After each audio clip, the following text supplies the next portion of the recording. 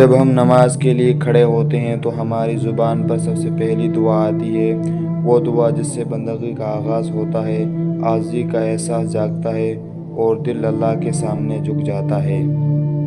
سبحانک اللہم وبحمدک وتبارک اسمک وتعالی جدک ولا الہ غیرک۔ ترجمہ: اے اللہ، میں تیری حمد کے ساتھ تیری پاکی بیان کرتا ہوں۔ تیرا نام بابرکت ہے، تیری شان بلند ہے اور تیرے سوا کوئی معبود نہیں۔ یہ دعا ہمیں یاد دلاتی ہے کہ نماز صرف حرکات نہیں بلکہ اللہ کے سامنے عاجزی اور شکر کا اعلان ہے۔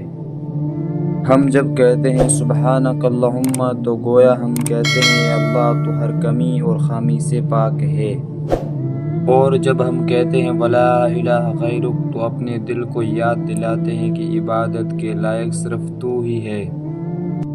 اگر ہم نماز کی شروعات ہی دل سے کریں تو پوری نماز نور اور سکون سے بھر جاتی ہے۔ آئیے آج سے یہ دعا صرف زبان سے نہیں، دل سے پڑھیں۔ اگر آپ چاہتے ہیں کہ آپ کی نماز روح کو جگائے تو اس دعا کو سمجھ کر پڑھیں۔ مزید ایسی خوبصورت دعائیں جاننے کے لیے چینل کو سبسکرائب کریں۔